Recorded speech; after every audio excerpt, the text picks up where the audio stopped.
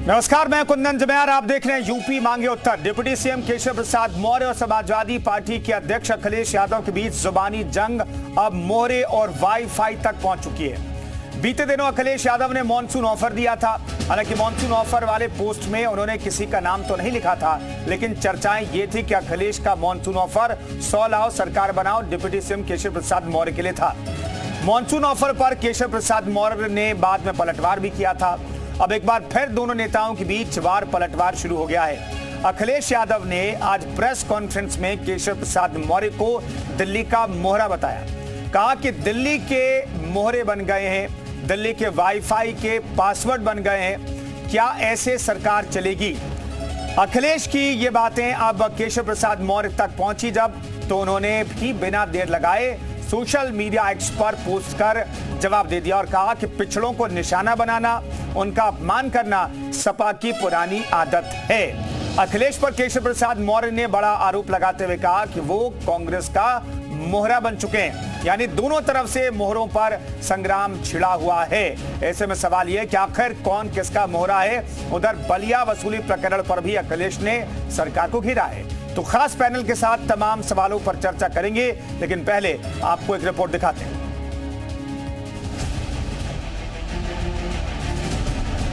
कुछ लोग मोहरा बन गए हैं। दिल्ली के वाईफाई के वो पासवर्ड हैं।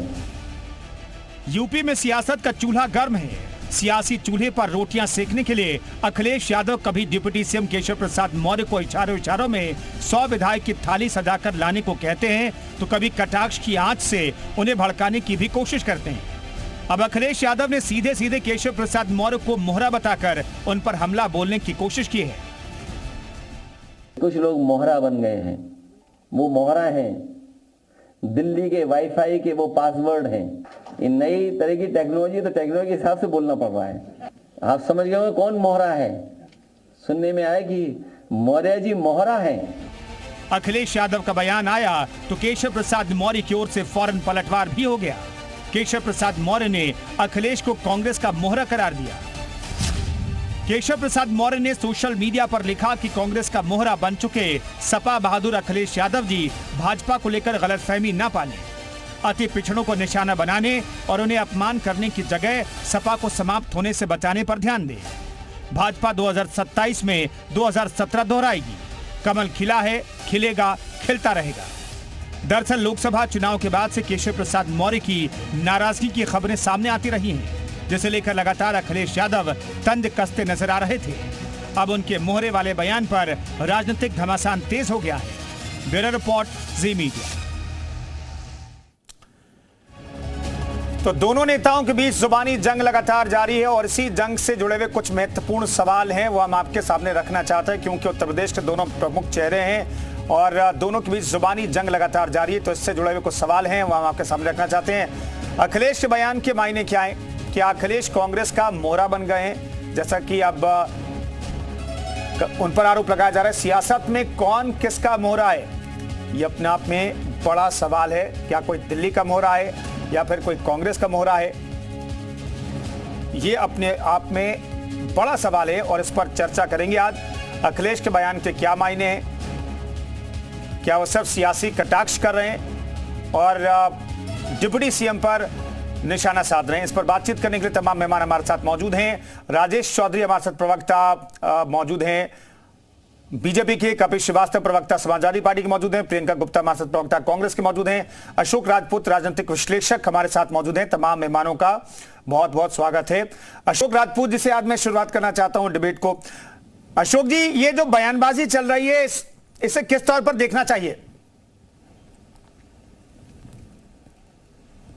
देखिए, उत्तर प्रदेश है और उत्तर प्रदेश में भी लोकसभा चुनाव समाप्त हुए हैं और समाप्त होने के बाद क्योंकि इंडिया गठबंधन पिछले 10-15 साल से जो दूसरे रूप में था, बिखरा हुआ था और उसको कोई सफलता, चुनावी सफलता न समाजवादी को मिल रही थी न कांग्रेस को मिल रही थी। अब अच्छी सफलता मिली है, दोनों को कहना चाहिए बम्पर सफलता मिली है, तो उत्साह में है और उत्साह के उसका दुष्परिणाम भारतीय जनता पार्टी के साथ ये रहा कि उनकी सीटें कम हुई, उनके वोट कम हुए। तो अब उसका क्योंकि उत्तर प्रदेश एक वाइब्रेंट पॉलिटिकल स्टेट है और लंबे समय से समाजवादी पार्टी भी सत्ता से बाहर हो गई है, क्योंकि समाजवादी पार्टी का जो कोर है और जो वोट है, जो कुछ है, जो राजनीतिक उनका धरातल है, वो उत्तर प्रदेश से होकर जाता है। अब उत्तर प्रदेश को लेकर के क्योंकि पिछड़ों के नेता हैं केशव प्रसाद मौर्य और वो एक आइडेंटिफाइड है और उत्तर प्रदेश बीजेपी के अध्यक्ष रहे, और जब अखिलेश यादव की सरकार गई है 2017 में, तब उस समय वह उसके भारतीय जनता पार्टी के अध्यक्ष थे और उस समय की जो मेहनत रही, जो टीम थी, उस टीम का ही काम रहा। जबकि वो सामाजिक समीकरण सोशल इंजीनियरिंग थी, उसमें और तरीका नहीं का मैकेनिज्म नहीं था जो बीएसपी का मैकेनिज्म होता है या अभी समाजवादी पार्टी का मैकेनिज्म है, पीडीए वाला मैकेनिज्म, ऐसा नहीं था, लेकिन सबको लेकर साथ चलने वाला मैकेनिज्म जिसमें 325 सीटें आई। तो वो 325 सीटों आने के बाद और सरकार से समाजवादी पार्टी 7 साल से बाहर हो जाने के बाद, तो वो है मरमरिंग है, वो चीजें हैं। हालांकि अखिलेश यादव को पता ही नहीं कि राजनीतिक पार्टी के अध्यक्ष हैं और जिम्मेदार नेता हैं और मुख्यमंत्री रह चुके हैं, ऐसा नहीं कह रहे, क्योंकि ये एक भारतीय जनता पार्टी का आंतरिक मामला है और आंतरिक मामलों में कोई किसी को बोलता नहीं है। लेकिन यह है कि मौके पर थोड़ा सा चुटकी लेते रहना, क्योंकि कभी उनको यहाँ के मंत्रियों को अखिलेश यादव ने स्टूल वाला मंत्री बताया, कभी किसी को कुछ कहा, तो ऐसा करके वो उनको बिल्कुल तो चुटकी ले रहे हैं और उसे राजनीति में बहुत अच्छा नहीं माना जाता है। हाँ ठीक है, चुटकी लेते जरा ज्यादा ही तीखी चुटकी हो जाती है और चुटकी जो सीधे सीधे चाहे कभी पाठक पर होती है, कभी उनके उस पर होती है और कभी कभी नहीं, लेकिन केशव मौर्य पर ज्यादा चुटकी लेते रहते हैं। कपिश जी, इसके पीछे का राज बताएंगे क्या कि निश्चित केशव मौर्य को लेकर के वो ज्यादा कटाक्ष करते रहते हैं? भाई आप पूरे सरकार को घेरिए ना, केशव प्रसाद मौर्य के पीछे क्यों पड़ गए अखिलेश यादव? पीछे नहीं पड़े, आगे पड़ गए और वो चुटकी नहीं लेते हैं, वो कहते हैं का चुप साध रहे बलवाना। हमें तो अपना दृष्टिकोण रखना पीडीए का, और केशव प्रसाद मौर्य पी हैं, उनको भारतीय जनता पार्टी और योगी जी ने मिलकर के स्टूल पे बैठाया था, और हम जो हैं उन्हें कुर्सी पे बैठाना चाहते हैं, वो भी सबसे ऊंची वाली कुर्सी। तो इसीलिए 100 का ऑफर दे रहे थे, अब मानसून ऑफर दे रहे थे कहीं ना कहीं से। हाँ, हम लोगों ने मानसून ऑफर दिया था, नहीं दिया हुआ है, वो लगातार जारी है कि का चुप साध रहे बलवाना। जब आपके साथ 2-2 मुष्टंडे हैं तो फिर आप किससे डर रहे हैं? किससे डर रहे हैं भाई? और आप पिछड़ों का एक चेहरा है भारतीय जनता पार्टी में, अगर आप दबे कुचले से नजर आएंगे, किसी का मोहरा बनेंगे, कोई अपने वाईफाई के पासवर्ड की तरह आपको यूज करेगा, तो हम आईना आपको दिखाएंगे। हम चाहते हैं कि आपका घर गंगा जल से ना भूला जाए। कपिश जी, आपको क्यों ऐसा लगता है कि दबे कुचले हैं केशव मौर्य? और इसीलिए तो उन्होंने कहा कि भाई आप लोग पिछड़ों को दबाते रहें, पिछड़ों पर राजनीति करते हैं, पिछड़ों को दबाते रहें। उन्होंने भी सोशल मीडिया एक्स पर यही लिखा कि आप लोग पिछड़ों पर सियासत करते रहे, दबाते रहते हैं। कुंदन भाई, उन्होंने तो स्वयं माना है कि पिछड़ों को दबाते हैं ये। उन्होंने अपने कार्यकर्ताओं से क्या कहा कि जो दयनीय स्थिति आपकी है वही दयनीय स्थिति हमारी है। ये तो उन्होंने सबके सामने कहा है, आप लोग गवाह हैं भाई, और आप दूसरों के बारे में पूछ रहे हैं। भाई मैं ये कह रहा हूं कि पी में हमारे अखिलेश यादव जी हैं, डी में हमारी बहन मायावती जी हैं, लालू प्रसाद यादव जी और उनके तेजस्वी यादव जी तमाम लोग हैं, ये भी पी में ही आते हैं। ठीक है।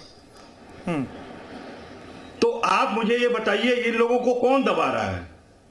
और जो ये कहा जा रहा है, किसी ने खिसियोनी बिल्ली खंबा नोचे। अगर आप कहते हैं नहीं साहब ये कांग्रेस के मोहरा हैं,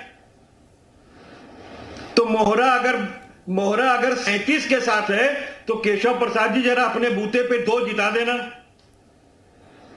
नहीं ठीक है, मैं लौटता हूं कपिश जी लौटता हूं। बाद राजेश चौधरी हमारे साथ जुड़ रहे हैं, उनके लिए वो सवाल था, लेकिन उससे पहले प्रियंका जी से सवाल लेना चाहता हूं मैं। प्रियंका जी, ये साफ तौर पर समाजवादी पार्टी के प्रवक्ता अभी भी कपिल श्रीवास्तव कह रहे हैं कि भैया 100 लाओ और सरकार बनाओ वाला ऑफर जारी है, ये ऑफर कंटिन्यू है जब तक ये ऑफर कंप्लीट नहीं हो जाता। आप लोग इस ऑफर के साथ हैं क्या, और आप लोग चाहते हैं क्या कि जो एक सरकार में उप मुख्यमंत्री का पद हासिल कर रहा है जिसके पास है, उसे अपनी तरफ लाने के लिए ये ऑफर दिया जाना चाहिए? क्या इस ऑफर में कांग्रेस का भी समर्थन है समाजवादी पार्टी को? देखिए, मुझे लगता है कि कांग्रेस पार्टी एक और सवाल उठा रही है। कांग्रेस पार्टी जो सवाल उठा रही है वो मुद्दे हैं, और मुद्दे क्या है कि उत्तर प्रदेश में हालत ये हो गई है कि बाढ़ से ग्रसित उत्तर प्रदेश में किसी मुख्यमंत्री को कोई चिंता नहीं। आप देखिए, स्वास्थ्य मंत्री लगातार दिल्ली की परिक्रमा लगा रहे हैं। अगर इतनी परिक्रमा उन्होंने बाढ़ पीड़ित क्षेत्रों में लगा दी होती और उन्हें अस्पतालों में लगा देती, जहां पे जो है लोग बेचारे परेशान हैं, जिनके पास स्ट्रेचर नहीं है, ऑक्सीजन बताइए सड़कों पर लोगों को लगाई जा रही है। उत्तर प्रदेश का हाल बता रही हूँ। इतनी परिक्रमा अगर वहां लगा लेते तो शायद इतने कष्ट उत्तर प्रदेश वालों को नहीं होते। दूसरे, इनकी जो कुर्सी है उसके 4 पैर हैं, और उस 4 पैर पे 4 स्वघोषित मुख्यमंत्री तैयार है। अब बताइए, मुख्यमंत्री आपस ही में लड़े जा रहे हैं। कोई दिल्ली की परिक्रमा कर रहा है, आप सब सारे मिलकर दिल्ली की परिक्रमा करने जा रहे हैं, मुख्यमंत्री जी भी दिल्ली की परिक्रमा करने जा रहे हैं। तो नहीं, वो तो नीति आयोग की बैठक इसलिए मुख्यमंत्री गए हैं। आप सिर्फ इसको बैठक से मत जोड़िए, वो तो नीति आयोग की बैठक में आप लोगों ने बहिष्कार कर दिया है, वो अलग बात है। नहीं, मतलब सारे लोग चले जाएंगे उत्तर प्रदेश, किसके सारे छोड़ के जा रहे हैं ये भी पूछ लीजिएगा उनसे। अब ये देखिए कि उत्तर प्रदेश में बलिया कांड जो हुआ है वो पूरी तरीके से देखिए क्या है, एक पुलिस वाला दूसरे पुलिस वाले को ही जो है अरेस्ट कर रहा है, और बड़े बड़े पुलिस पे बैठे पदों पर भ्रष्टाचार पूरी तरीके से खुल्लम खुल्ला चल रहा है। और ये भ्रष्टाचार की हांडी का एक चावल है। इस तरह की भ्रष्टाचार की हांडी पूरी तरह से पक चुकी है उत्तर प्रदेश में। ये तो आप देखिए कि एक अवैध खनन जो चल रहा है, अवैध उगाही जो चल रही है, ये उसका एक एग्जाम्पल था। अभी तो इस तरह की पूरे उत्तर प्रदेश में चल रही है। तो हकीकत ये है कि उत्तर प्रदेश में आपस की लड़ाई, दिल्ली से उत्तर प्रदेश के मुख्यमंत्री और उत्तर प्रदेश के मुख्यमंत्री से दिल्ली वालों की, जो गुजरात वाले हैं उनकी लड़ाई के चक्कर में उत्तर प्रदेश पूरी तरीके से पिस रहा है। आप बताइए, ऐसा उत्तर प्रदेश जिसने लगातार प्रधानमंत्री दिए हैं इस देश को, और ऐसा उत्तर प्रदेश जो जनसंख्या के आधार पर सबसे बड़ा, सिर्फ देश में ही नहीं बल्कि आप देखिए कि विदेश में भी ऐसे ऐसे देश हैं जहां की जनसंख्या। ठीक है प्रियंका जी, मैं लौटता हूं, चूंकि आप कह रहे हैं कि सत्ता के खींचतान में कुछ लोग लगे हुए हैं। अशोक राजपूत चूंकि हमारे बीच न्यूट्रल व्यक्ति हैं, वो बहुत बेहतर तरीके से समझा सकते हैं। अशोक जी, आपको लगता है क्या कि सत्ता की खींचतान यहां पर चल रही है? किसी को लगता है कि वो मुख्यमंत्री कुर्सी तक पहुंच जाएगा? हालांकि बीजेपी के प्रदेश अध्यक्ष ने आज साफ तौर पर कह दिया कि भाई मुख्यमंत्री तो योगी आदित्यनाथ ही रहेंगे। तो ये जो प्रोजेक्ट किया जा रहा है कि भाई किसी को हटाने, किसी को नीचे करने, किसी को ऊपर करने की लड़ाई चल रही है, ऐसा आपको लगता है क्या कि लड़ाई चल रही है? कुंदन, देखिए, जब चुनाव के परिणाम आए थे तो एक लगा था कि ऐसे करके एक किसी को बलि का बकरा तलाशा जाए। हाँ। लेकिन जब बलि का बकरा वाली स्थिति आई तो सवाल ही उल्टे होने लगे कि टिकटें तो हमने दी है, टिकटें तो दिल्ली की तरफ से दी गई हैं, और टिकटें देने में केशव मौर्य भी शामिल रहे, और जबकि चीफ मिनिस्टर योगी आदित्यनाथ का एक भी व्यक्ति उनके कहने से नहीं हुआ था। तो लगा कि ये उल्टा हो जाएगा। तो लेकिन अब चला थोड़ा कसमकस हुई, क्योंकि उत्तर प्रदेश के चीफ मिनिस्टर थोड़े से दूसरे मिजाज के हैं। अगर उनसे कुछ दूसरी तरह से बात कह दी जाएगी तो हो सकता है वो जाकर के मठ में बैठ जाए। एक बार जाकर के पिछले 2-3 साल पहले घटनाक्रम हुआ तो जाकर मठ में बैठ गए थे, 7 दिन तक दिल्ली वालों को लखनऊ भागना पड़ा और सब हुआ। खैर, मैं उससे आगे ये कहता हूं, देखिए, ये जो घटनाक्रम है ये पॉलिटिकल क्योंकि अभी आपने भी मेंशन किया और मेरी पास भी वही अपडेट थी कि भूपेंद्र जब दिल्ली में जब कल प्रधानमंत्री के सामने मिलने जा रहे हैं, और नड्डा भी उसके भारतीय जनता पार्टी की मीटिंग, क्योंकि नए अध्यक्ष की तैयारी, नए अध्यक्ष की खोज हो रही है, बहुत सारी बातें हो रही, बहुत सारी चीजें चर्चाएं आएंगी, तो उससे पहले न्यूट्रल करने के लिए ही भूपेंद्र चौधरी का बयान है, और उसका सिग्निफिकेंट है कि क्या नाम है, उत्तर प्रदेश में कोई परिवर्तन नहीं हुआ। लेकिन देखिए, जब अभी जो कार्य समिति की बैठक हुई थी, जो बड़ी आपको जो पहली बार हुई, तो आमतौर पर बड़ी इस तरह की बैठकें नहीं होती हैं जिसमें निचले स्तर तक का कार्य करता था। उसमें केशव प्रसाद मौर्य के 2 पार्ट थे, 2 कथन थे।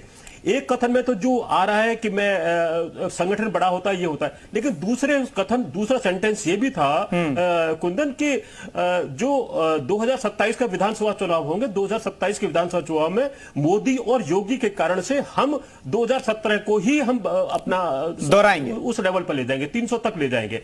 ये उन्होंने मेंशन किया। उस बात को लोग क्योंकि कुछ और उपयोग में आ रहा था तो उन्होंने आगे चला गया, तो ये बात पीछे हो गई। केशव प्रसाद मौर्य ने ही उस मीटिंग के अंदर कहा है।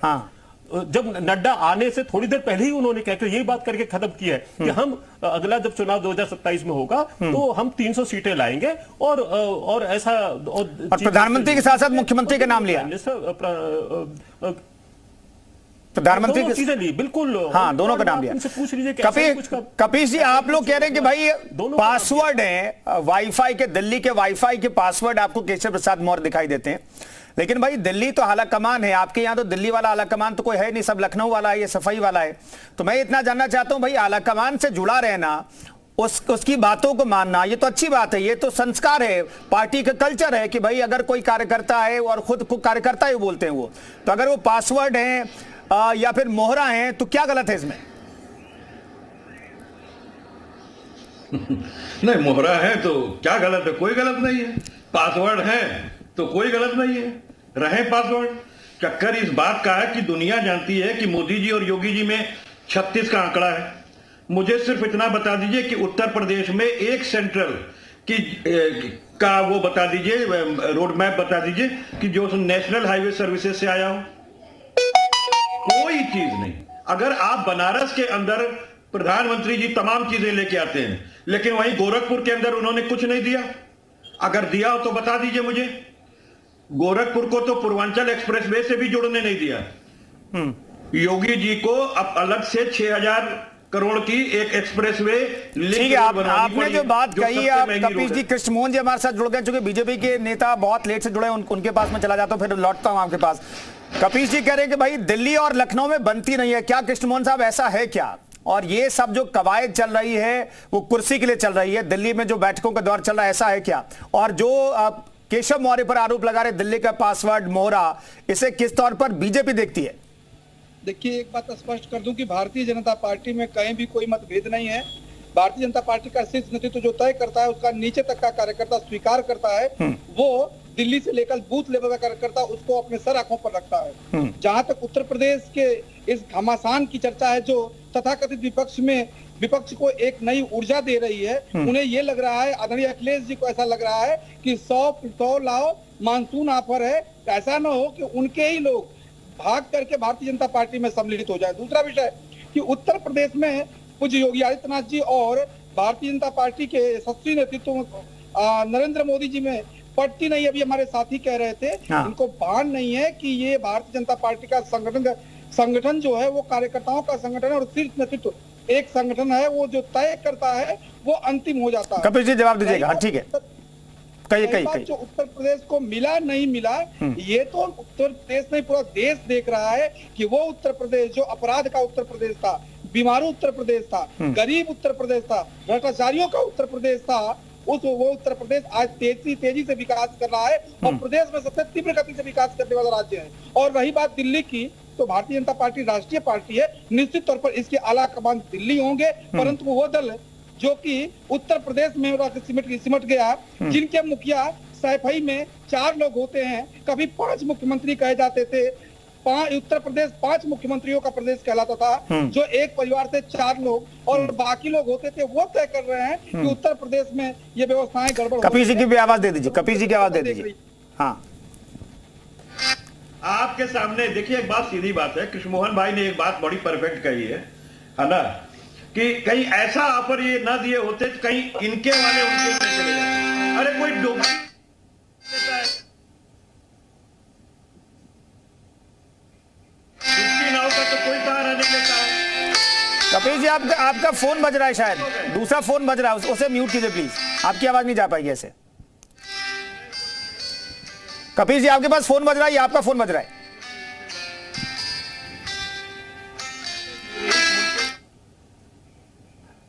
चले, कुछ दिक्कत है कपिल जी, मैं लौटता हूं। प्रियंका जी हमारे साथ मौजूद हैं। प्रियंका जी, ये जो लड़ाई है सिर्फ अखिलेश वर्सेस केशव प्रसाद मौर्य दिखाई दे रही है, ये तो विपक्ष वर्सेस सरकार होना चाहिए था। आपको लगता है कि इसे करेक्ट करने की जरूरत है? जल्दी से छोटा जवाब प्रियंका जी।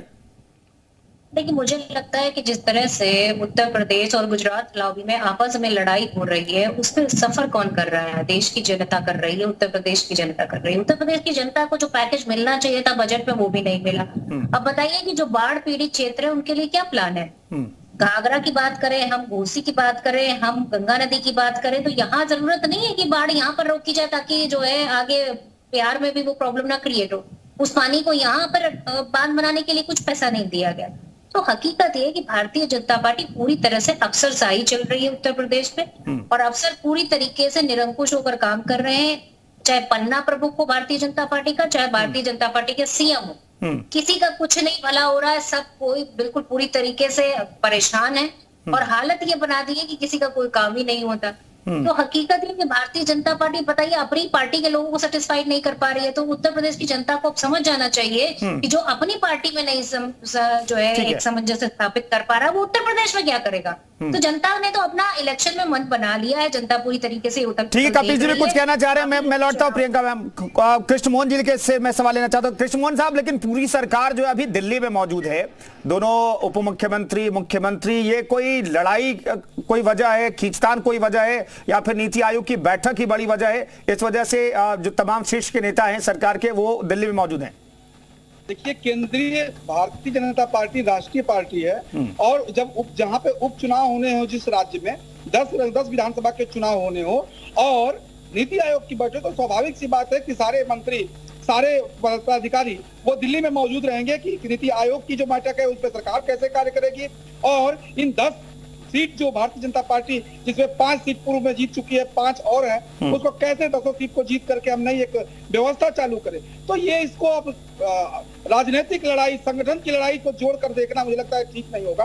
और भारतीय जनता पार्टी, हमारी संघ साथी कह रही थी कि उत्तर प्रदेश का भला नहीं होगा, बूथ स्तर से लेके ऊपर के कार्य भारतीय जनता पार्टी का संतुष्ट नहीं था, आप संतुष्ट है, और बेहतर ढंग से 100% भारतीय जनता पार्टी के कार्यकर्ता पूज्य योगी आदित्यनाथ जी के साथ कर रहे हैं। परंतु हाँ, कुछ लोग जिनको ये लगता है कि उत्तर प्रदेश में उनकी जब सरकार थी तो पेपर पे लिख देते थे, पेपर पे लिख देते थे, उनको ठेके मिल जाते थे। हाँ ठीक है, क्या होगा, उनको काम मिलेगा, मिल रहा है कपिल साहब।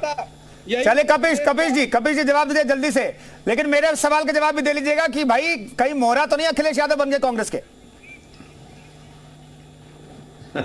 उसका जवाब तो हमने आपको पहले ही दे दिया कि जो पार्टी 3 से 37 पहुंच जाए, 5 से 37 पहुंच जाए, वो मोहरा कहां है। और हमारे राष्ट्रीय अध्यक्ष की तुलना आप किसी अन्य संगठन के उससे नहीं कर सकते हैं, फिर आप राष्ट्रीय अध्यक्ष से ही करिएगा। और मैं एक बात आपको कह दूं, ये कह रहे हैं कि इनके ऑल इज वेल, कार्यकर्ता तक जो है ओबे करता है और वहां तक जाता है। तो कार्यकर्ता ने तो बता दिया कि आप क्या उत्पीड़न हो रहा है, उनकी बड़ी दयनीय स्थिति है। और वही बात केशव प्रसाद मौर्य ने भी कही कि संगठन जो है वो सरकार से बड़ा होता है, और हम वही स्थिति हमारी भी है जो आप लोगों की है। कहां तक रफू कीजिएगा, पूरा का पूरा कपड़ा बीच से फटा हुआ है और आप रफू करते चले जा रहे हैं। की सरकार में आपकी जो लड़ाई है वो आपकी लड़ाई बाहर है और आप उसको ढकते चले जा रहे हैं।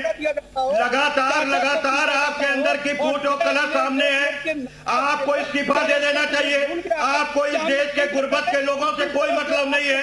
आज उत्तर प्रदेश में कुछ जगह बाढ़ आई हुई है तो कुछ जगह सूखा पड़ा हुआ है, लेकिन इनके किसी भी मंत्री को फुर्सत नहीं है। कपिल जी, कृष्ण मोहन जी, प्रियंका जी, बहुत बहुत धन्यवाद आपका, और हमारे साथ राजनीतिक विश्लेषक अशोक राजपूत जुड़े थे, उनका बहुत बहुत धन्यवाद। तो उत्तर